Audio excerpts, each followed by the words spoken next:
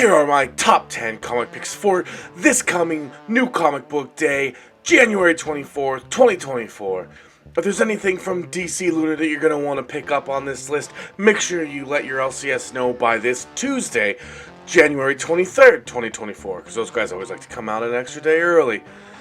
Also, don't forget I do have my PayPal and my Venmo in the description of the video if you want to support the channel. That would be great.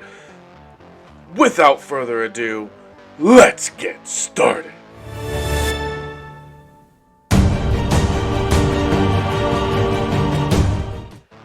And at number 10 is, most of these ones are mostly cover buys, and this one is an interesting cover buy because it's X-Force number 48, the John Cassaday variant, right?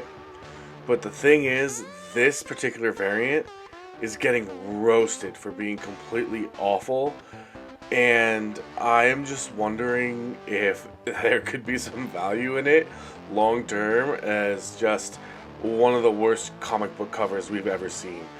And that includes anything that Rob Liefeld has done. Anything, even if the proportions are off or things just look weird, I really don't recall anything that Rob Liefeld has done to just be this bad. I mean, look at the proportions of Wolverine. Beast, I don't even know where to begin on that, but like, anyway, I'm just gonna move on. I don't want to spend too much time on this, but this is my number 10. It's almost like an opposite, cover buy. So there you go.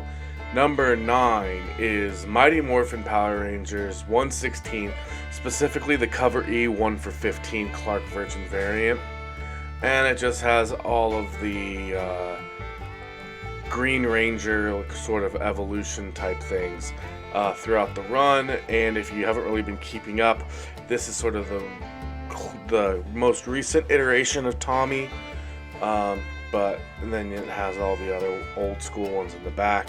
But there you go. Number 8 is Flash number 123. Now there is no, it's a facsimile edition, and there is no major key sort of, but the thing is, it is the first, so it's the first appearance of Golden Age Flash in the Silver Age. And it also is the first mention of an Earth 2, and that's where the Golden Age heroes live. So this could be the first sort of appearance or mention of the DC multiverse. So that just, I don't know a lot about the older runs for DC, to be honest with you. Even Crisis on Infinite Earths I'm not super familiar with as far as comic book form goes, but I'm pretty sure they weren't really talking about a multiversal type thing back then as much, obviously as much as they do now. Alright, at number 7 we actually have Crashdown number 1, which it seems like this book just keeps getting pushed and pushed and pushed. So Comic Tom, Fire Guy Ryan, it's their book. If you're into it, there you go. But I'm not going to spend much more time on it, so moving on. And at number 6, we have a reprint of, this just says the X-Men on the cover, but I'm pretty sure it's the Uncanny X-Men, number 4. It is the first team appearance of the Brotherhood of Evil Mutants, as led by Magneto, of course. And it is the first appearance of Scarlet Witch, first appearance of Quicksilver, first appearance of Mastermind. So you got a lot of first appearances in this book. I actually picked up not an original, but like not a facsimile or anything. I guess it's kind of the original. An issue off eBay back when Scarlet Witch and Quicksilver were going to make their debut in Age of Ultron. And I played that Spec game back then, made a decent amount of money off of that Spec, so that was pretty fun back when, it was actually playable and people really cared because the movies did the characters justice usually. But anyway, that's my number 6. If you want the facsimile edition of this, might be something worth picking up. And at number 5, we have the Penguin, number 6. This one probably could have been back at number 6, as opposed to number 5, but it is the first meeting between the Dark Knight and the Penguin. And a lot of people like these older, not retcons, but they're sort of like, they go back and tell these stories. There were, I forget what it was. There was another one. I think it was Superman's first appearance, or first battle with someone. I don't recall, but anyways, and I like them. I think they're kind of fun. So that's why this is my number 5. My number 4 is actually going to be Resurrection of Magneto number 1. But it's these two covers here. It's the Resurrection of Magneto, or the John Tyler Christopher Negative Space variant, and I think he actually kind of looks like Paul Newman right there in Cool Hand Luke, which is, neither here nor there, but just an observation. And this one is actually a 1/200 Magneto Insignia version variant. I just don't like it. It just bothers my eyes. There was the Avengers one that was like this, and I don't like it. It looks like it's like I got out of the pool and there's chlorine in my eyes, and it's just not, it doesn't look right, and I don't like it. But next up at number 3, Star Wars number 41, John Tyler Christopher action figure variant, Qui-Gon Jinn with his Tatooine poncho. But also the same book. I consider this still number 3, is Star Wars number 41, the John Tyler Christopher Darth Maul variant, which is awesome. If my Luke, I have a Luke variant that I bought from him, a version, it's this really nice green negative space. It's just not selling. A couple of them sold on eBay for like double what you got them for off his website. But if you weren't one of those first like 3 or 4 that got sold up there, the prices started dropping. So I don't know. I know Boba Fett I made a decent amount of money on, and The Mandalorian I think did pretty decently. But it's just, I don't know. I've just been so burned lately.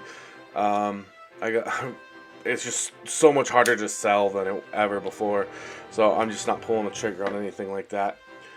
But next up at number 2 is Miguel O'Hara's Spider-Man 2099 number 4, the first appearance of Terror Inc. or Terror Incorporated.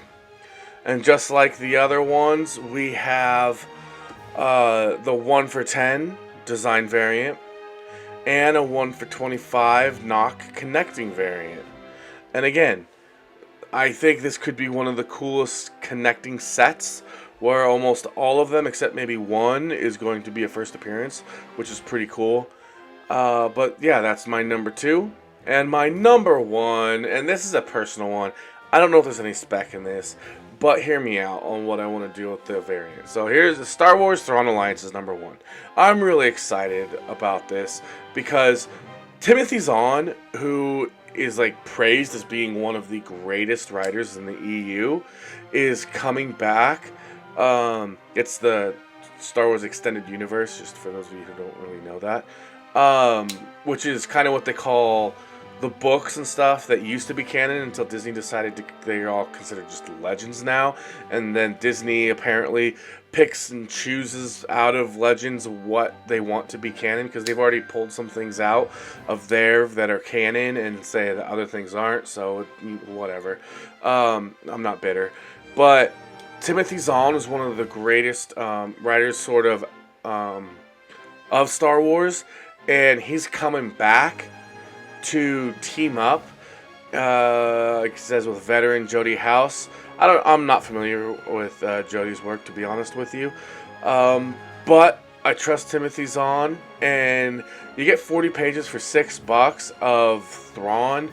And this cover right here, I think it's a 1 per store. It's a promo variant. I'm not sure how you get it, but this is the cover I would get. with General Anakin. It does almost look like Anakin has to poop, so it's a little weird. But this is the Thrawn I wish we had in the Ahsoka series, and this is the General Anakin that just looks awesome. And then, especially if Hayden Christensen starts doing cons and signings and stuff again, this would be a really cool cover to get signed by him. Yeah, so I just was, trying to think, like, what color pen would be best. Would it be cool to do a red? Because he's General Anakin Skywalker here, so he has his blue lightsaber, but he's Darth Vader, so he's gonna be with his red light, obviously the red lightsaber. But anyway, yeah, that's my number one. Star Wars Thrawn, Alliance's number one, particularly this promo variant. Alright everybody, that's going to go ahead and do it for me in this video. I hope you enjoyed it, and if you did, if you could please click that thumbs up button to give this video a like. Subscribe to the channel to see more great comic book and collectible content. And comment down below, let me know what you thought about my video and my picks. Is there anything I missed? Anything I should be aware of? Anything I got wrong? I'm sure you'd love to let me know. Also, don't forget, I do have my PayPal and my Venmo in the description of the video. If you want to support the channel and leave a message, I will read that message in an upcoming video. But thanks again as always, especially to those of you who made it this far into the video. And until next time...